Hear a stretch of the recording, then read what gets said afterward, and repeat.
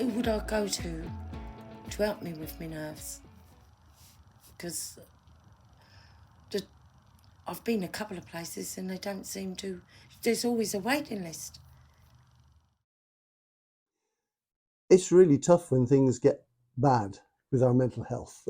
We often struggle. You know, one of the real difficulties with that is we want to withdraw. We don't want to go out and talk to people or for anybody else to know about it. So we pull back into ourselves and we become more isolated, which actually prevents us really working through the mental health issues that we've got. So if somebody is really struggling with things, the best thing to do is to actually get to talk to somebody. If you've got a trusted friend or a family member that you can just confide in that you're struggling with things at the moment, that will be really important.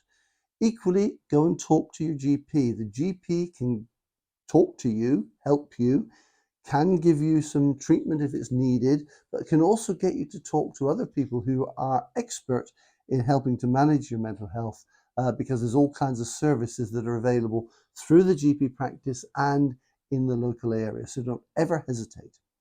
But waiting lists always tend to put people off, don't they? We feel that we're going to go and take this big step of talking to somebody, and then we're going to have to wait for umpteen weeks until we get some help. The good news is that if you go via your GP, there are services that can help to support you while you're waiting for more specialized treatment, if that is what you need. So please don't ever hesitate to go and talk to the GP, because there are services there that will support you in the interim.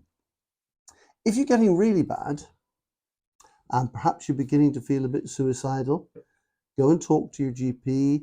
And if it's a crisis where you're feeling really, really bad, there's a 24/7 crisis line for all ages for the whole of Southwest London.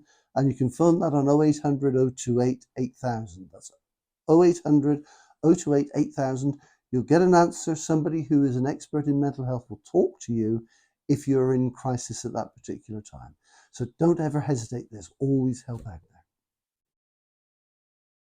At the minute, I feel like I'm getting really bad, but who do I turn to? I don't want to get to a stage where they can put me away. I don't want to be put away. I just need help.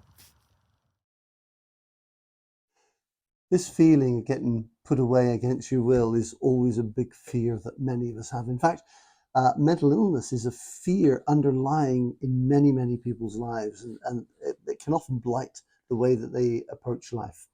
So let's deal with this. You will only be admitted to hospital in a compulsory manner if you are a danger to yourself or you happen to be a danger to somebody else. Those circumstances are rare. And we are working very hard to ensure that nobody is forcibly admitted to hospital unless it is in their interests and the interests of those around them. So this is something that we shouldn't be afraid of, because it happens rarely. It does happen, but it should only be when it benefits the individual themselves. So please don't let this be a barrier to you going and getting help that you certainly would need in these circumstances.